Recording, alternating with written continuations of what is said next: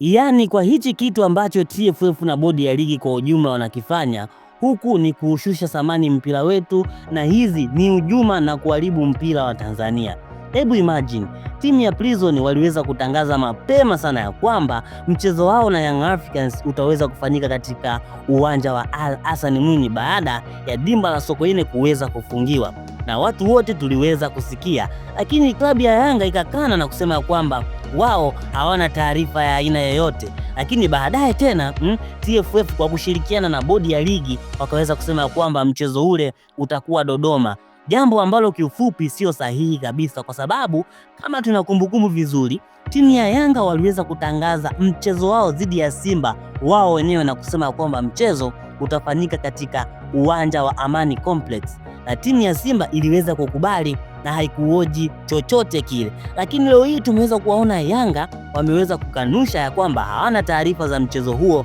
kuweza kufanyika katika uwanja wa Al Hassan Mwinyi. Lakini pia taarifa zinasema ya kwamba kabla ya Prison kuweza kutangaza mchezo huo, waliweza kuwasiliana na meneja wa uwanja wa Al Hassan Mwinyi pale Tabora, na meneja wa uwanja alisema ya kwamba uwanja upo tayari kwa ajili ya gemu kupigwa, hivyo Prison wakaamua kutangaza uwanja huo. Lakini cha kushangaza, bodi ya ligi na TFF wameamua kuwa upande wa Yanga, na ukiangalia ratiba jinsi ilivyokaa, kiufupi Yanga angeshindwa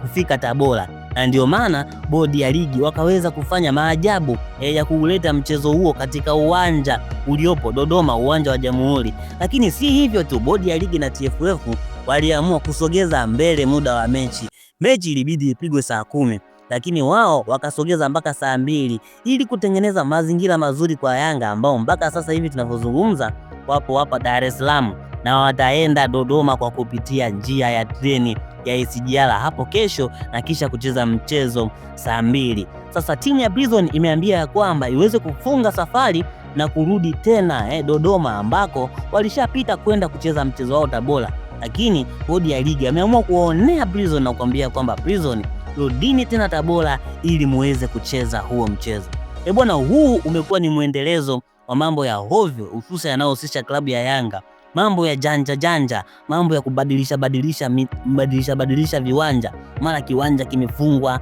mara kimefunguliwa tena, Estadio de Marekebisho imefungwa, mara imefunguliwa tena. Hakika bodi ya ligi pamoja na TFF kwa ujumla mnatukosea sana sisi wadau na wapenzi wa soka kufanya mambo ambayo of course hatuyapendi. Bwana, kutokea mwanzo mpaka mwisho ulikuwa nami presenter wako wa siku zote Rich Mo TZ, na hii ni Bongo 9, ni kitu cha msingi, na ningependa kukukumbusha uweze kusubscribe channel hii